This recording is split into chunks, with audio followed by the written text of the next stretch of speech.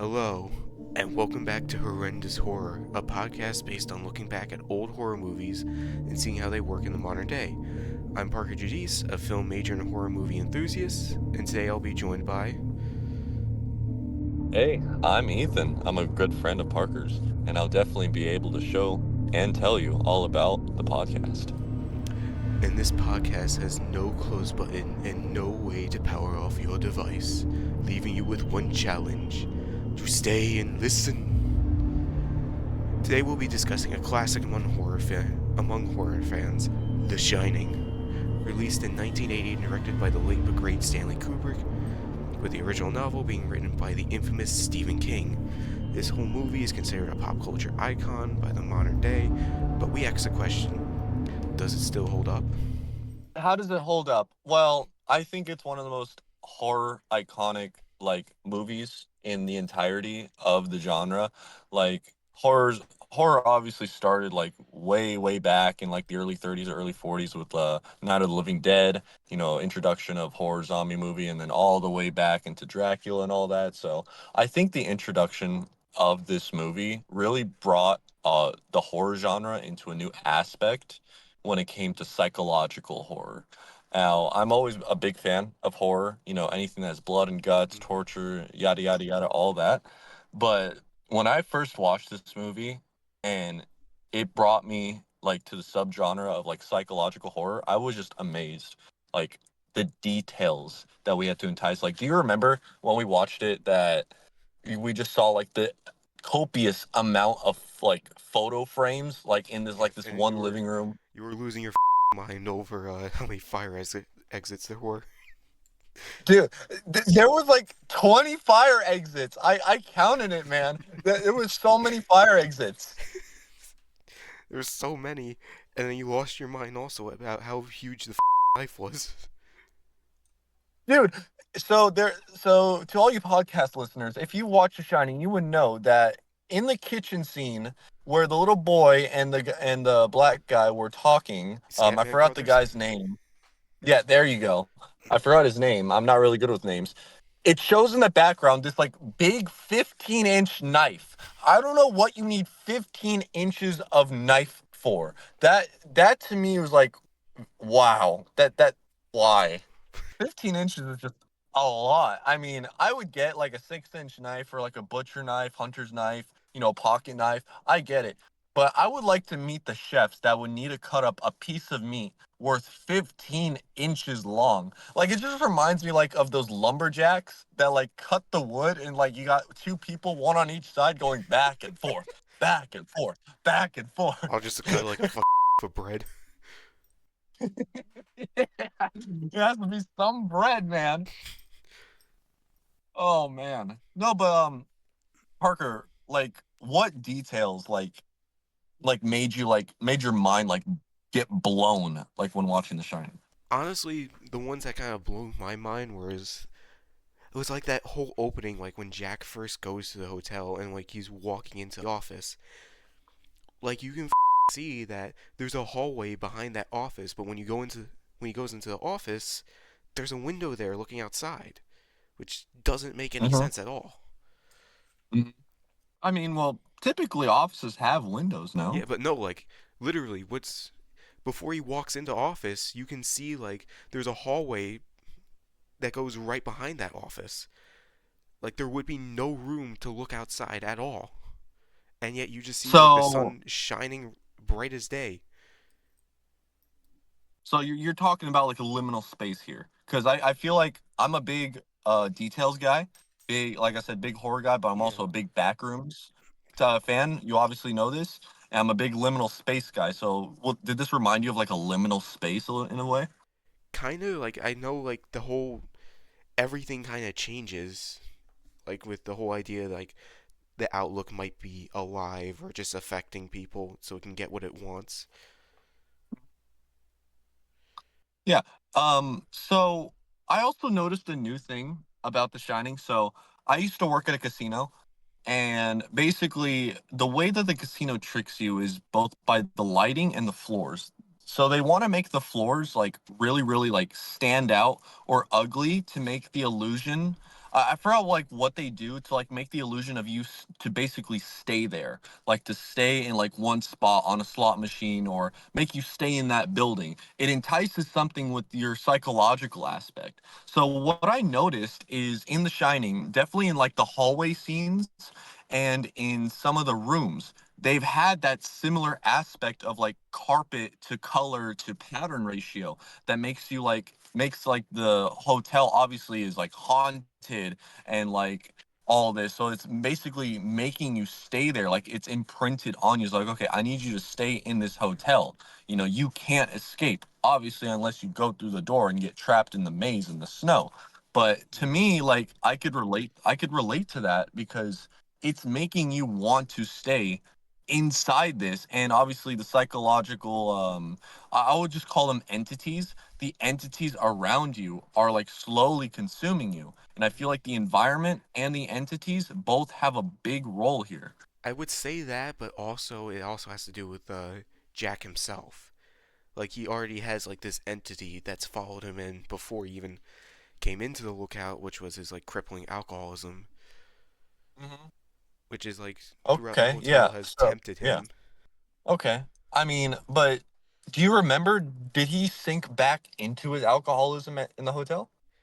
Technically, he did break his sobriety, like when he first saw the Mm-hmm. bartender and he took a drink. But I'm trying to even think if that's real, because like he took the swig, but then once his wife came in, he still had the drink, even though they were supposed to be cleaned out. Hmm. So so after watching that movie, I obviously go on the internet. I search up some posts. I watch some videos to have a deep analysis, and so basically, obviously nothing's confirmed because Stephen King doesn't isn't really in touch with the community, Hmm. and I would just like to theorize myself that the scene where he walks into the bar, he's walked in the bar, what, three times now? First time, it's empty. He imagines the bartender. Second time, it's like filled with people. Third time is when he's getting chased or he's when he's trying to chase somebody. Hmm. Um, so he's still holding that glass, and the bartender tries to pour him a glass of what seemed to be bourbon, Hmm. and he drinks it. But what is it called, when you drink, like when you're drinking and like you have a sobriety, you obviously have cravings. Hmm. These cravings can lead to like you seeing stuff, you hallucinating, you just like going into like this mental disarray because your body's so used to this alcohol. Hmm. And we know, do you know the wife's name? What was it? Shit, I forgot. What was her But name? anyways, we'll call her the wife. Wendy, that was her name. Wendy. um Mindy. Wendy. Mindy mentioned Wendy. Yeah, Wendy. Wendy. Okay, Wendy. Wendy mentioned before to the person that was trying to copiate the whole family to stay at the hotel that, she mentioned that he had alcohol abuse. Hmm. So I would think that on top of like the psychological aspect of like looking at the same thing over and over again, aka the hotel, him trying to write, him trying to deal with his wife and the kid, Yeah. and also him trying to escape this quote unquote reality by trying to drink. I feel like he was hallucinating because of the craving of alcohol. Because the first thing he went to was the bar, And then after that, he went to the room to investigate the old naked woman. And then he went back to the bar. Yeah, but that also kind of makes you wonder what was going on in room 237, because even before he went in, Danny said that he got attacked by someone in there because Mm-hmm. of The Shining, but we never find Yeah. out what exactly attacked him. We don't know if it was the lady that attacked him. It seems like that room has like Well, a strong presence or energy that even, Scatman Crothers was like, you should not go in there. You do not need to go in there, Danny. Well, you got to remember the scene where Danny went into the bathroom where it was all red. He met the guy that originally started No, the that killings. was He Jack that killed went in his there. or Jack, yeah, Jack. He met this like I would say butler Yeah, or server the that original Outlook caretaker. yeah, he said that he mentioned or has been aforementioned that he killed somebody in that room. So I would think that it was his wife that killed him, or the man killed his wife in the room in the Yeah, bathtub. like he killed his daughters in the hallway, and then he also. But it's odd that the wife is like old because he chopped up all of his kids to death, and then he Mm. later, like when Wendy's running around the Outlook, she sees him again, and then she sees like basically half his skull's cracked open because before they said like he blew his brains out after killing his family. Yep. So I think he chopped up his daughters in the elevator because why would that much blood be spilling out of the elevator towards the hallway? Obviously, instead of like killing something or chopping up something. And we've all seen Dexter. We all seen you with Joe Goldberg, chopping up victims and whatnot. There's a lot of blood. So I would believe that he either chopped them up in the kitchen, right? Or he But chopped them up in the elevator. it did show them like all chopped up in like the hallway. I would imagine the blood is like more things to try and mess with the guests there, or is like the other bodies of previous guests, or let's say any other bodies or victims that were buried on the Outlook soil.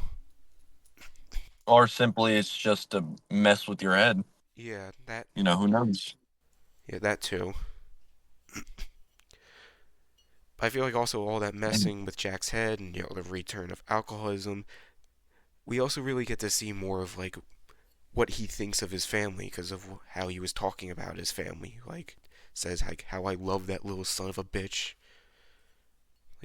Like I'm sorry, yeah, I feel like it really shows like he never really cared for his family because he already broke Danny's arm when he came home drunk one night. They stated like 4 months ago. hmm, see, I think it's I would believe the descent into madness. Every person, and everyone can count this. Everyone has two-sided. Everyone has two sides, right? You have your left brain and then your right side brain. You got your cognitive thinking and then you got your fear of nature thinking. Hmm. So I also noticed like that could relate to what you said is during the movie, we could see in the beginning that everyone that is inside or that's inside the hotel, like the family, started wearing lighter colored clothing. Hmm. Now, if we descend towards the middle and the end of the movie, everyone's wearing darker colored clothing.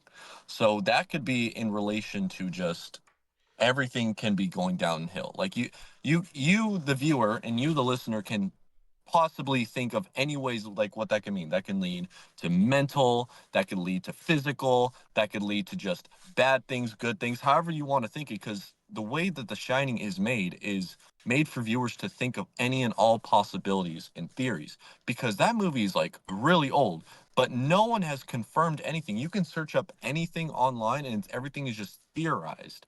So I would believe that once the shining, well, we'll call that the entity, the shining took place inside the man, he started going back into being another person, his old self. Evidence shows he trying to drink, him like basically abusing and thinking of abuse in his family, him going into a spiral descent, all that. Yeah, yeah, like this is just reactivating everything in him. It's more of like he's using this now as an excuse to go back to drinking, and drinking is just bringing out his inner demons. Exactly. No, I completely agree with that. Yes. And then like the Outlook is taking advantage of those demons to get what it wants because it feeds off of the Shining. And that really also brings up the question of what exactly is the Shining.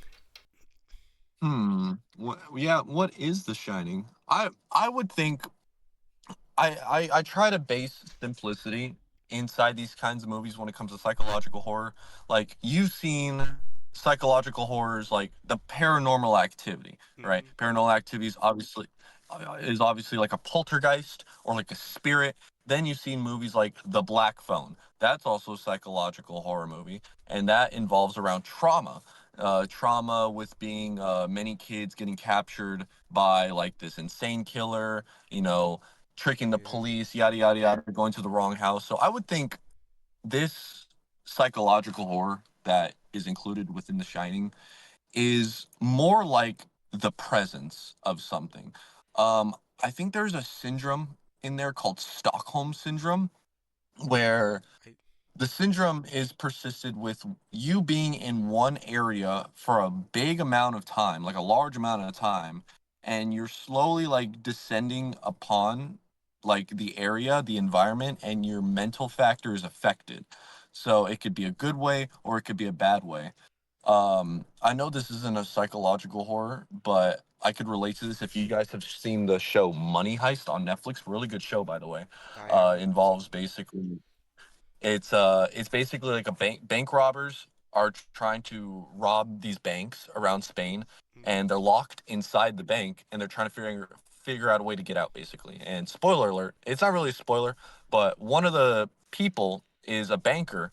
She spends a lot of time with the robbers inside the bank. I think it was like a couple days, and the Stockholm syndrome. She's nicknamed Stockholm Mm-hmm. because she turns from friendly, nice banker lady to, okay, I'm going to be part of the bad guys and fall in love with one of them and join their crew. Hmm. That's why she was named Stockholm. So I feel like the aspect of The Shining is both entity based, so we can think of any entity. Spirit, I would say mostly spirits, because there's the spirits of the people that are trapped inside the hotel, of those who died, because we can see at the end of the movie, right, Yeah. Jack is consumed by the hotel, or would you say the property of the hotel, and he's consumed and transversed inside that photo frame that we see. So I feel like all the people there are trapped inside The Shining based on the killings. So I think the entity is a spirit, that is the spirit or spirits lingering all around the hotel. I think their spirit, the Shining is spirits that are trapped inside the hotel. But then why would it also like help out people like Danny? Because some people that are, because you got to think about, people are, it doesn't matter. People are killed that are good, and people are killed that are bad. Yeah. So there could be good spirits and bad spirits. Yeah, that would explain like, the boy that lives in Danny's mouth, showing him like flash forwards to how the Yep. girls were murdered.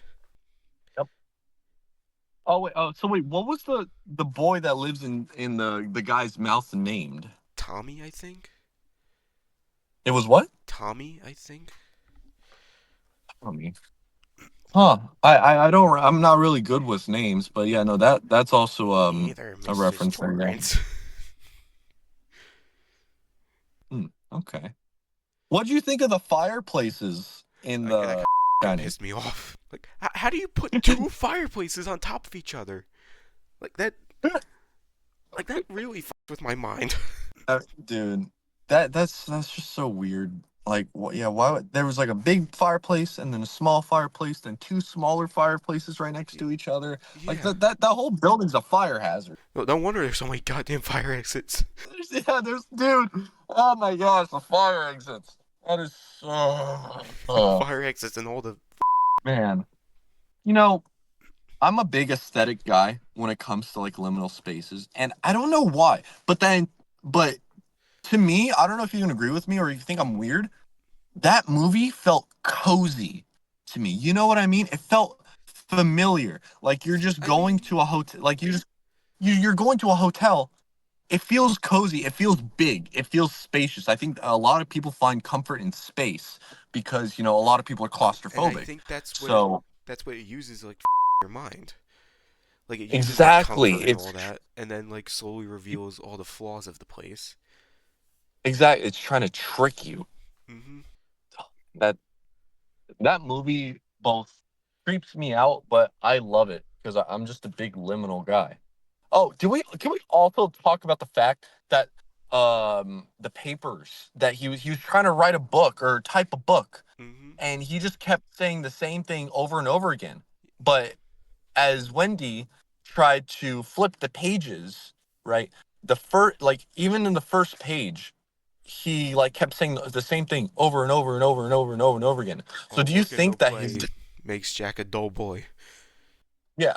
So do you think that his descent into madness started way before the actual hotel, like way before the hotel arc? I would definitely think that again, because like the alcoholism even before that, him taking his rage out on Danny, even though it was like an accidental mistake, and instead he just broke his child's arm. Yeah, I don't know how you could do that. Me neither. That to me is just wow. You're insane. Yeah. Oh, And man. I also like how like every time you saw Jack, there was always like a mirror near there, and like it kind of showed his two face, or it was like he. Yeah, yeah, yeah. So to add on to what you just said, some of the scenes that have mirrors in them don't reflect his image. They Mhm. don't reflect his character. It's like almost like he already turned over. When we were able to see it, we were Exactly. able to like get like a hint, like this is what he's gonna turn into. But now, like Hmm. we No, finally get yeah, to see it, we exactly. don't get the hint anymore. We get to see the full monster.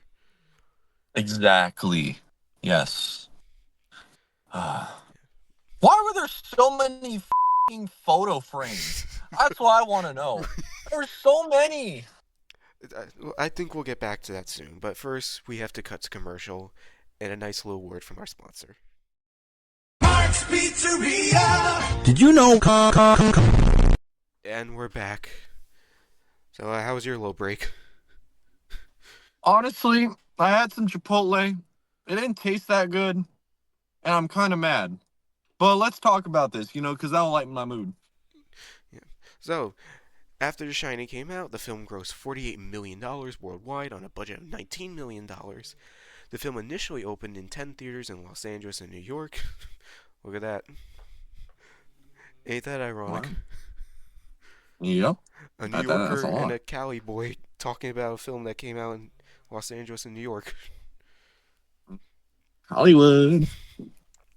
A month later, it would be released worldwide, and the main leads of the film, Shelley Duvall and Jack Nicholson, hated the film during its opening due to the praise the critics mainly gave to Stanley Kubrick for the sole success of the film. Which, Mm-hmm. I mean, is understandable, because, I mean, Yeah. he did, like, a lot of work, but, obviously he didn't go out there in, what was it, Norway, where they filmed the whole thing, freeze your ass off, Yeah. get mentally abused. Yeah.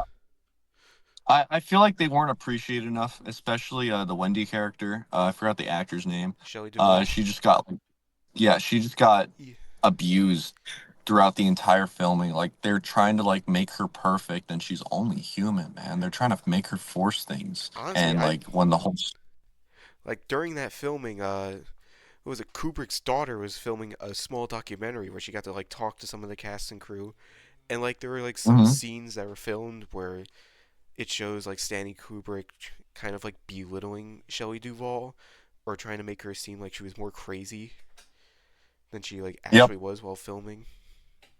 Mhm. I didn't like her teeth. She had some messed up teeth. That's what you That's go all I for. gotta say. The teeth. That dude. I don't know what the hell was up with her teeth, man.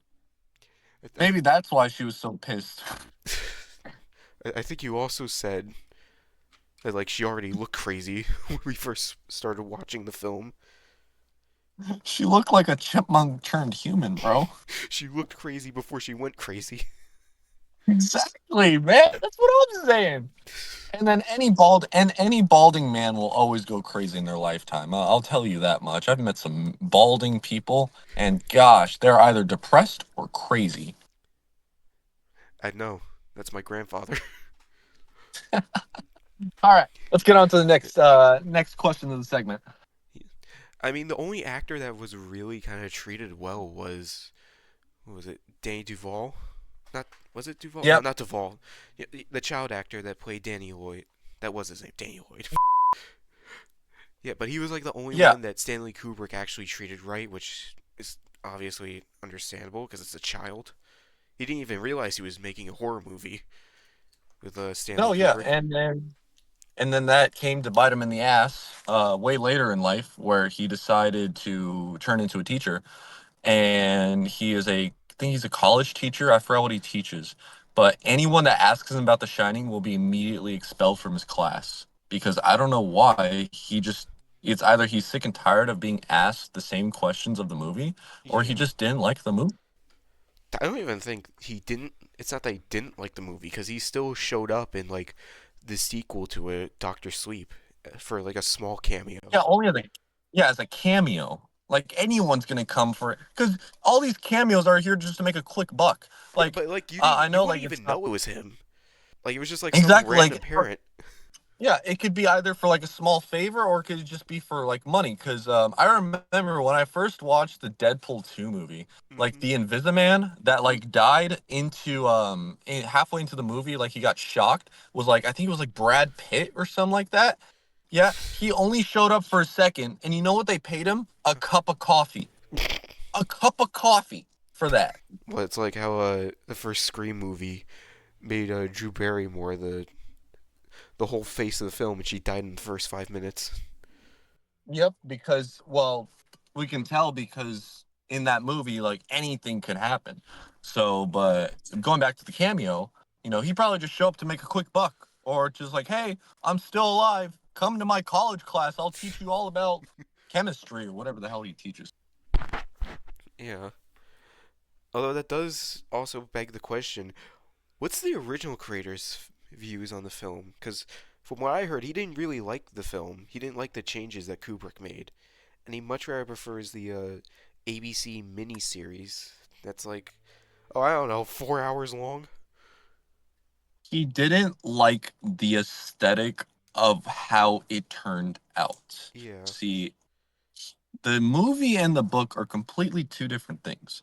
And when they watched the movie and redid everything, he didn't like the rushed aspect of things. Like, okay, let's rush into him going into a spiral descent, rush into the going in this room, then trying to kill everyone, get this axe, doing it. Like, I felt like the movie was it was good paced, but at the same time, it felt a little rushed in the character development of everything, right? Yeah. Because there's a lot of key things that were missing here. Like, how the hell did they packed up everything in the caravan, but if we notice everything in the caravan, we don't see a tricycle, and we saw the little kid riding the tricycle in the highways or on the highways, the hallways. So like that begs the question. Like, there's a lot of like details that are missing out here, but I think because it was just rushed development. Yeah, it might have been that. He also liked the Yeah, idea that, like, for the miniseries, they actually got to film the hotel where he came up with the whole idea of The Shining, and how yeah, the miniseries was more faithful to the book, with yeah, Jack actually like dying to protect his family and not like, just dying of frostbite in the hedge. yeah. I feel like his death was stupid. Yeah, I feel like Like everyone thinks that.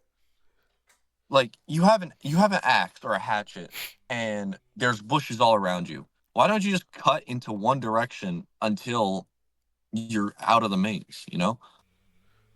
I guess I mean he was already kind of injured too,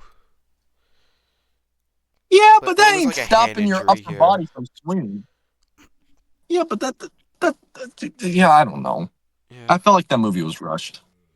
maybe. I mean, it was also pretty it was pretty important because it used Steadicam. Yeah, no, It was yeah, like I one think of the it's first one of the films to very use first it. movies. Yeah, Yeah, one of the very first films. yeah, and they actually had to use its creator to use the Steadicam. Yep.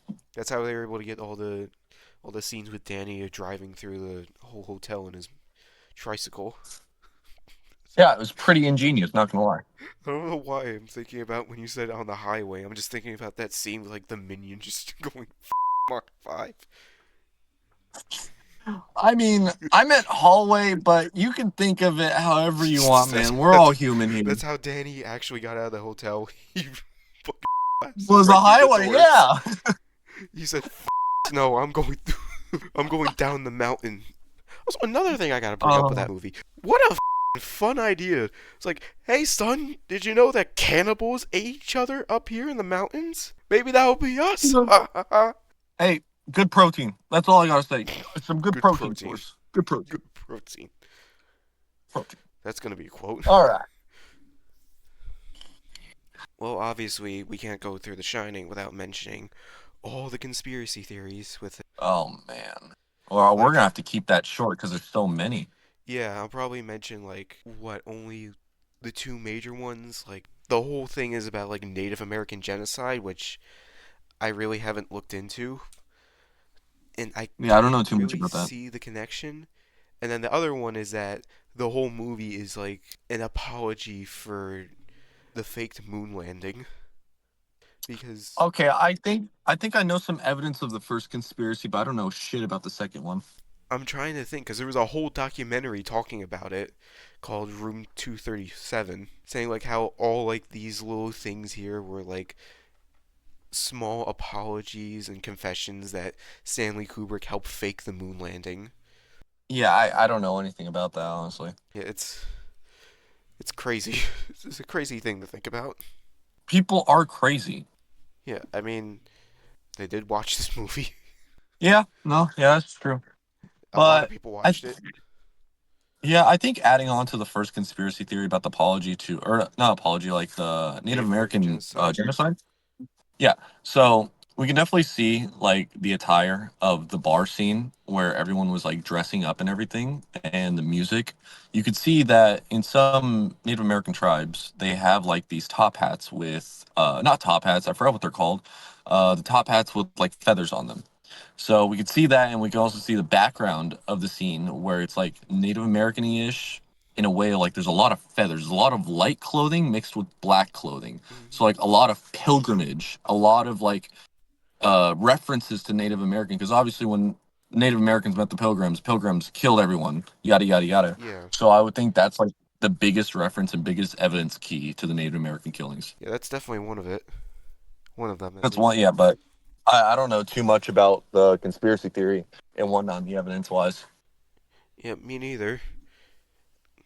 I mean, the most So, I know well, is like I definitely know the Shining definitely had an influence on pop culture. yeah, yeah, it did. I feel like Just the cult. you can't go anywhere when people are referencing horror. You can't go anywhere without someone doing "Here's Johnny." Here's Johnny, It and he did that reference to I think it he was did that Johnny reference to like a Carson. TV show. Yeah, he Yeah, did it like to a TV show or like something like that. yeah, it was like Johnny Carson for the Tonight Show. Yeah, yeah. And that's a completely improvised line, by the way. Like that was not in the script. Yeah, and now look at it. I'm sure he's still getting royalties to it to this day. I wouldn't be surprised. I'm trying to think of like other references that people make with The Shining. Besides, the one with The Simpsons. Give me the map. Give me the map, Marge. Give. Tell you what, if we come back and they're not all dead, I owe you a Coke. So after The Shining, Stanley Oh, Kubrick would then go on to work on two more films, such as Eyes Wide Shut and partially on AI, artificial intelligence, that his good friend Steven Spielberg ended up finishing after his death. Which, honestly, I feel like that's why he added the Shining part, because they were really good friends. Since, Steven Spielberg directed Ready Player One. That's why he added the Shining part to it. yeah, and I feel like that whole movie, like the Ready Player One, is just one big giant cameo, like cameos for mini cameos. We see No, so no many damn shit. references. There's got to be No shit. You hundreds of see references in a there. massive group of Spartans from Halo rushing into battle. Like that, and that's just one. There's got to be hundreds, if not thousands, of references and We characters in s- there. we saw And Overwatch characters. We saw what was it? We saw Gundam fighting Mecha Godzilla. shout out to all my Gundams. Yep, shout out. But we saw that. We saw the DeLorean. We saw Chucky. What else we see? Oh, I we don't know saw too we saw much. so many things like that's way too much, man. Yeah. Way too much. But I think like with Steven Spielberg working with the other author for or the director for the Shining. Shining definitely has a big part when it comes to references and the fact of like the continuation of the of like not a trilogy but like movies The directed by the legacy, same I feel people. like. Yeah, I feel like that has like a big influence in like the creative writing masterpiece on the subject. I should go on with the ending.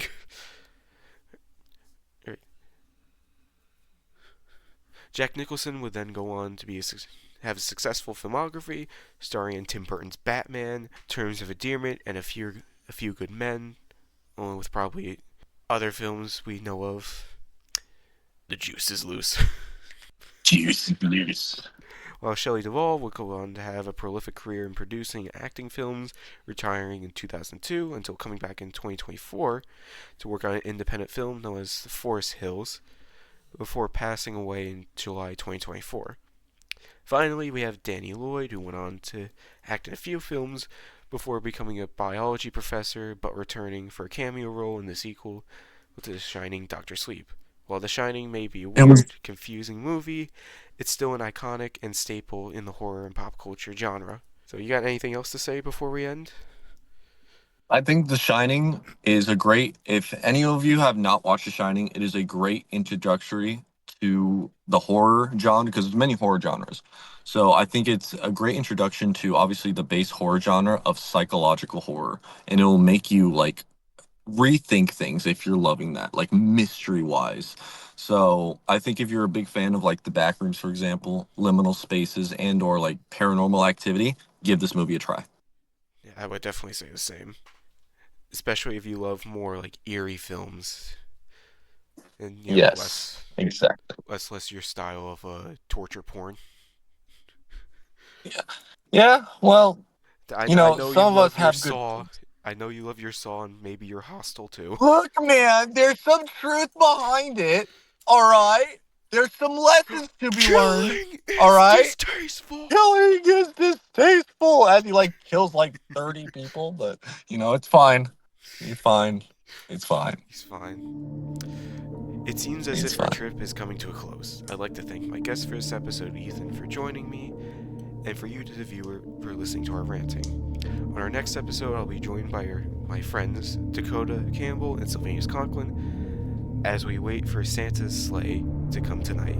I hope you have a wonderful and frightful evening, everyone. Ooh.